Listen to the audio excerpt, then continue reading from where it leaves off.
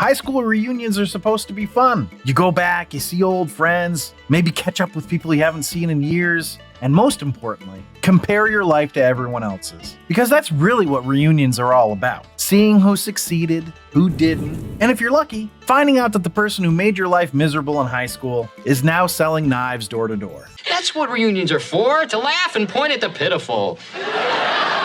You know, Al, the wretches, the failures, the people who haven't accomplished a damn thing since high school.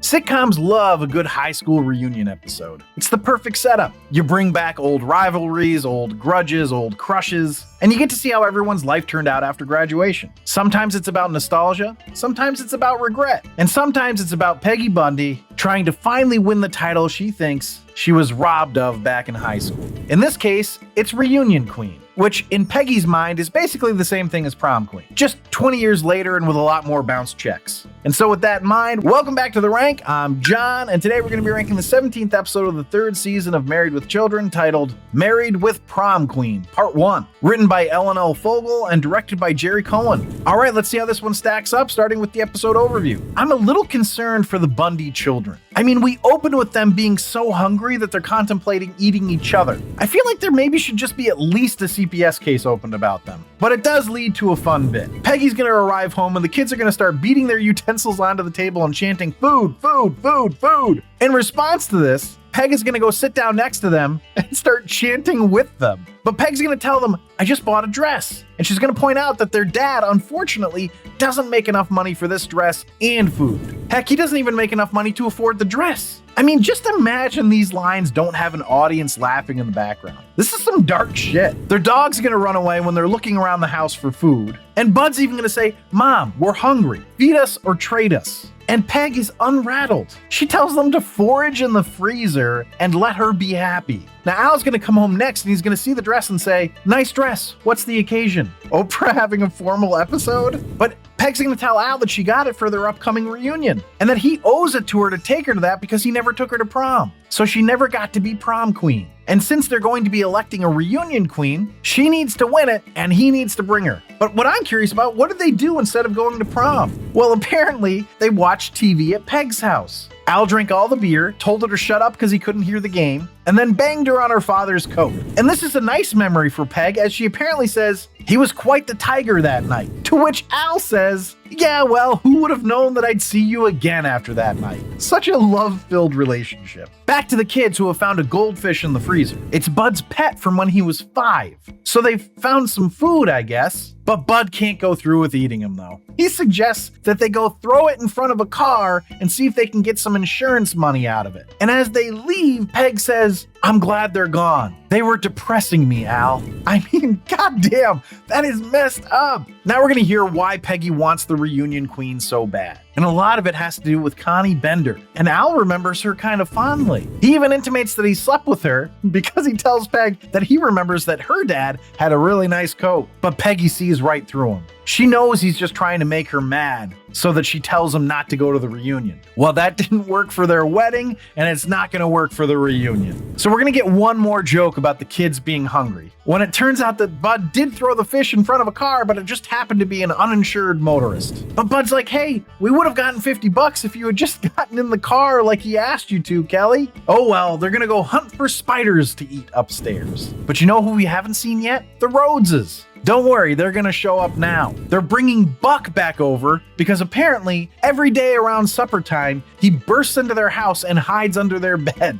Of course, Marcy's going to notice Peggy's dress, and not just notice it, but know it. It's the dress she's seen on Michigan Avenue that Steve thought was too expensive. So Marcy's gonna turn to Steve and say, "Al doesn't mind spending $500 on his wife." But Marcy's excited for Peg to become reunion queen and suggests that Peggy needs more than just the dress. She needs to accessorize. So if she'd be willing to bounce a check for $200 more, she knows where Peg could get a great beaded handbag. But Al's gonna put his foot down though. He's the man of the house and he says no. So there's a beat, right? There's a pause. And Marcy just goes, "And you'll have to get some shoes." Now Al's gonna compare himself to different TV dads and end with Fred Flintstone. Cause Fred's family at least listened to him sometimes. But Steve's gonna point out that Fred had a better job than Al. Steve's also going to try to convince Al to go to the reunion by telling him the whole point of going to one. It's to point and laugh at the people who did nothing with their lives after high school. Then he's going to realize that's Al. And then Al says, Barney Rubble wasn't much, but at least he was supportive, Steve. But Steve and Marcy are going to get turned on by the thought of how unsuccessful their classmates were and suggest that they go look up some of their classmates' credit scores and go bang. And that's how they leave the episode. Peggy's going to convince Al to go, of course, though. She's going to wear him down with pet names like Donkey Wonky, till Al agrees just to get her to stop. Then instantly she lays down a couple rules for Al. No hanging out with his old friends, especially Eli, and no fighting Jack. Turns out that him and Jack were rivals, and they planned on fighting each other after graduation to settle it all once and for all. But Al wasn't able to because he took a bet from Eli. Eli bet Al $10 that he couldn't jump over a Mustang going 50. Turns out Eli was right. But if not for losing that bet, Al would have won the fight, gone to play college ball, married a debutante, and been rich and famous.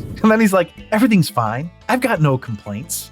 And then immediately puts his head in his hands and is like, oh God. But on to the reunion, and the first thing we see is an old band playing not too well. But there's a sight gag here that really worked for me. The band's name was on the drum set and they were called The Y. I thought that was great. But next we're going to see Peggy confirming that Al understands what he's supposed to tell people. He's a garbage man, they have sex 5 times a week, and they have no kids. I don't really get the last one, but whatever. And we're gonna meet some of Peggy's friends who are all excited to see her. But we find out that Peggy has called up the entire senior class to make sure she gets the votes for Reunion Queen. She racked up a $2,000 phone bill for the month, unbeknownst to Al, who doesn't look thrilled about it. One of Peg's friends, though, clearly finds Al attractive and doesn't hide it. So Al's gonna make a show of watching her leave. And when he turns around, we see he's got an iron burn on the back of his jacket, which is another fun sight gag. This is when Connie shows up. Wouldn't you know it, she's married to Jack, and she's duking it out with Peggy for Reunion Queen. But Peggy's like, I got this locked up. She counted the votes, she's 3 ahead. But she wasn't counting on Connie flying in the foreign exchange students from Japan, whose votes put Connie 1 ahead. Peggy finding out that she's 1 vote short is where the episode ends with a to be continued. But let's find out how this one ranked. Oh, rank.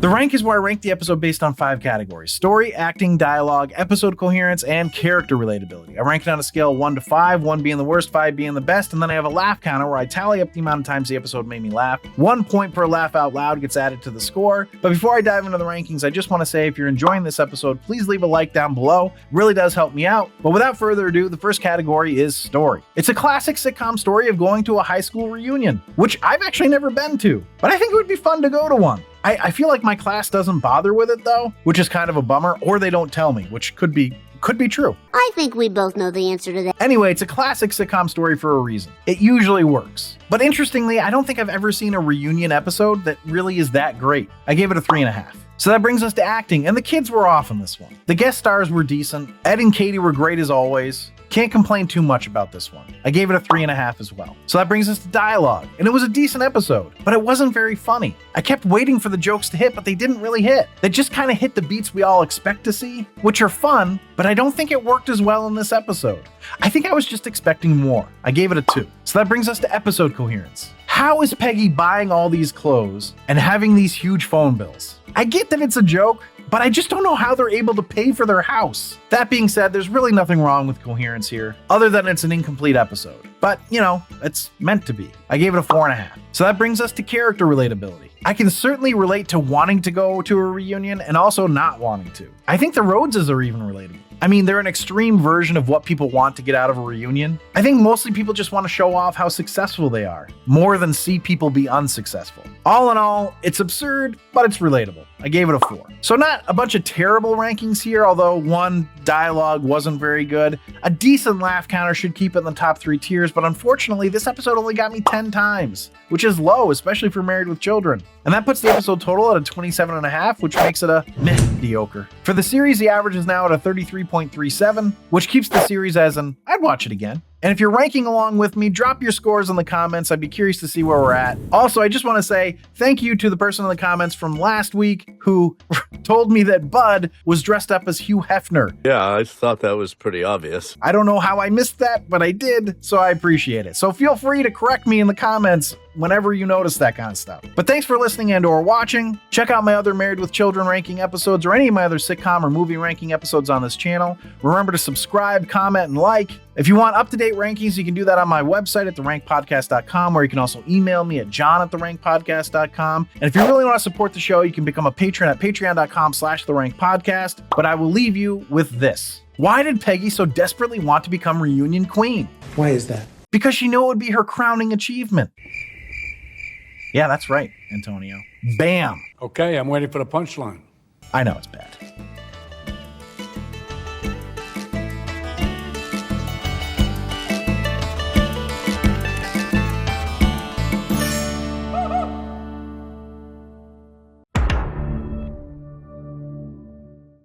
The rank is where I rank the episode based on 5 categories: story, acting, dialogue. Cut!